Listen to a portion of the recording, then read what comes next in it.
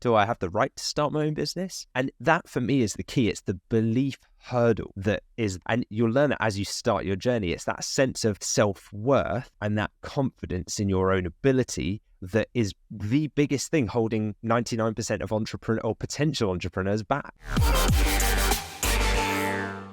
So, Lewis, we'll start off at the start of your journey. Can you paint a picture for us? What was your life like right before you started your first e-commerce business? Yeah, of course, I'd be happy to. I'm keen to share my experiences today, which will hopefully resonate with many people who are also looking to start an online business, but maybe have no prior experience, just like I didn't and just like you didn't either, James. So yeah, I mean, for me, I remember waking up every morning. It was like Groundhog Day. You know, you wake up to that jarring sound of the alarm in the morning and you kind of jolt upright and remember, oh man, I've got a full day of work ahead of me today. I've got to commute into the office, and I always knew that it was yet another predictable day that awaited me. And I was deep into that 9 to 5 corporate grind. You know, every day I felt that the day was eerily similar to many days that had come before. And so I look back on that period now and it all kind of blends into one. You know, I couldn't really even differentiate the days from one another. And I'm sure if you're in the midst of that right now, you'll be able to relate to that. And I was only inching closer to someone else's vision of what success was defined as, but that wasn't necessarily my own, or I was starting to realize that it wasn't my own. You know, I was kind of just following the motions of what everybody who was further than me in that career path deemed as their definition of success. It was like, you work hard, you meet your KPIs, you get promoted, you work up, you get a promotion, you take on more responsibility, you start managing a team. And it was, it was certainly a definition of success, probably a more traditional definition of success. But my definition of what success meant to me was changing, and it was morphing into, well, actually, it's not just about the money and the job title status. For me, it's about freedom of time and freedom of location. It's about that complete autonomy and control over my life, working on my terms. I wanted to be able to call the shots. Now, back then, I didn't know how I would ever achieve that. It was almost just like something that was in the back of my mind, which meant that I couldn't truly enjoy what I was doing. It's like, you know, if you're ever binge watching a TV series, that after a while you realize you don't even enjoy it that much, but you can't stop watching it because you've already invested so much time into it. You're like 3 series in by now. It's like, oh, well, like, I can't back out now. I kind of felt like that on my career path. I'd gone to uni, I'd got the degree, I'd done the first few years, I'd finished the graduate scheme. It was like, I can't back out now, surely, right? So the stakes seemingly feel quite high. And so I think a lot of our listeners might resonate with this. It's easy to get trapped in that loop of comfort and security. I've talked about it before, the golden handcuffs. Make it very, very nice and comfortable, and almost so much so that your head never gets turned to look elsewhere. You never question the path that you're on. And it's done that way by design. And it's that consistent paycheck at the end of the month that kind of keeps us tethered to the route that we're on. It's like when you're scrolling endlessly through social media, you know, in the evening, and you go down like a rabbit hole of social media scrolling. And after a while, you just get that empty feeling where you're like, what have I done with the last, 30 minutes of my life? It's just nothing. And I think after a while, you realize that going through the motions and just scrolling, going through your career, if it's not the path that you want to be on, deep down, you're going to feel this growing urge that you want to create something, you want to venture out, you want to, most importantly to me, it was that desire to control my time, because I was at the point of wanting to start a family soon. And I thought, I don't want to be the kind of dad that can't be there for their children. I want to show them as an example of what can be done when you choose lifestyle design. You choose to take the reins and control what you do with your own life. So yeah, I had to start by asking myself whether I felt that the actions that I was taking on that career path were actually even taking me towards my goal or not. It reminds me of that saying where it's the path you walk today will dictate your future tomorrow.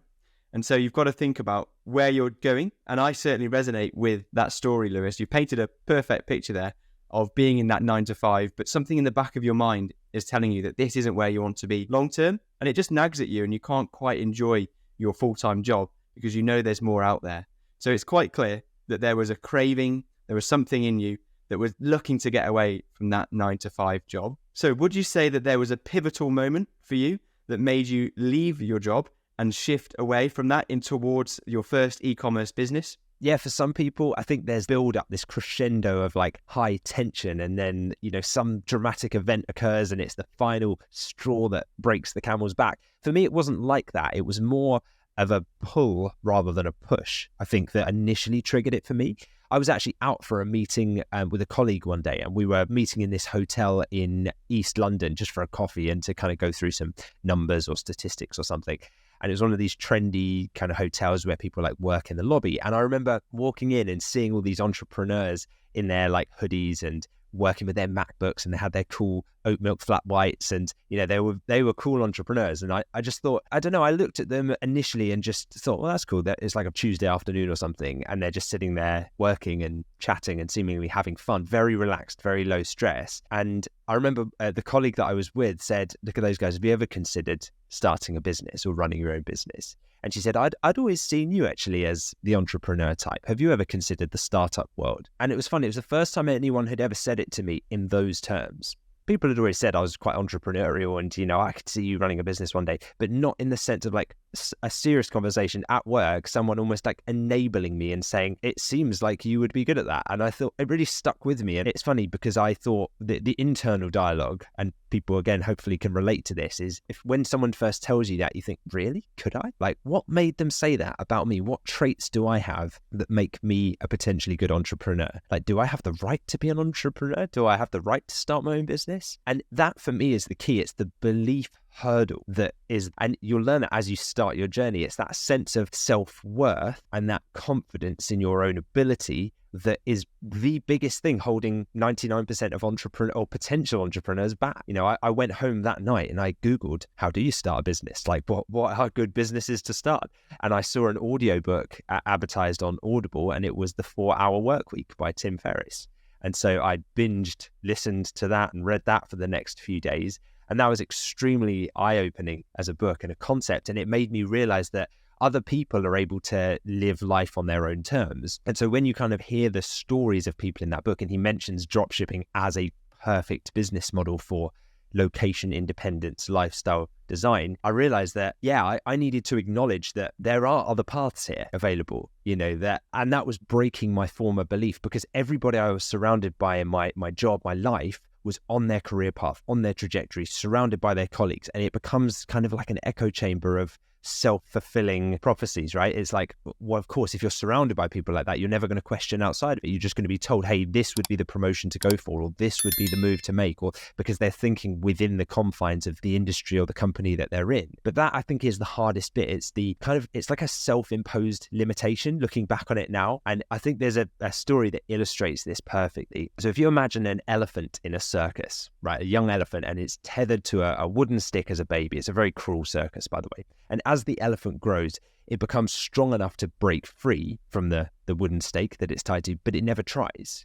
Now, the reason why it never tries is because it was conditioned to believe that the stick that it was tied to as a baby was unbreakable. It was this constraint it couldn't break free from. Now, this is obviously just a metaphor, but it mirrors perfectly that invisible limitation that people put on themselves because they've been conditioned by society or by their circumstances to think that they could never break free from the 9 to 5. We're kind of trained to follow that set path, but knowing that there was another way excited me. And it was like someone had just removed the rope or the wooden stake from the ground. Right, so for anyone out there who's listening to this now and feeling that kind of itch for a change, start by consuming content around what you're interested in. Start with podcasts, YouTube channels, blogs. Immerse yourself, because you need to change that internal narrative and dialogue and lift that self-imposed limitation so that you realize, hey, it's not just people on the internet or like people on TV that do this stuff. I actually could do this as well. And it's that knowledge that you start to accumulate that breeds confidence. I know for me, the more I learned about e-commerce and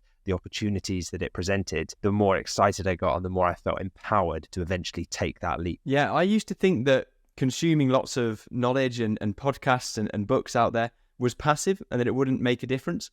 But I reflect now, and by doing all of that and by consuming yourself into that world of e-commerce or whichever goal you want to follow, you actually start to connect the dots in your mind and to realize that it's actually possible. And if you don't, you get into that sort of groupthink mentality of the work every day or the people around you, the friends that you're with, and you don't start to think that that's even a world that's possible. So I think the first thing to do is just to consume yourself and just to realize that there is a possibility of a different lifestyle.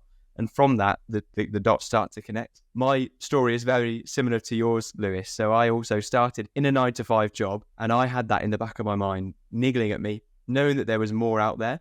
But it wasn't until I started to come away from the 9-to-5 sort of funnel that you're pushed through and start to read personal development books and 4-hour work week. And I started to realize that there was another life and more options out there. It was actually in the 4-hour work week. And you reminded me of it when you said about meeting those or seeing those entrepreneurs in that hotel. And it was a Tuesday, because Tim Ferriss is quite clear that the goal that you should have when you design your lifestyle is that your Tuesday should be the goal. And what he means by that is, how do you want to spend a normal Tuesday? That really dictates how your life is. What does a normal Tuesday look like for you? Whereas a lot of people focus on the flashy driving a Ferrari through Italy, which you might do once a year, or on the yacht on a Greek island.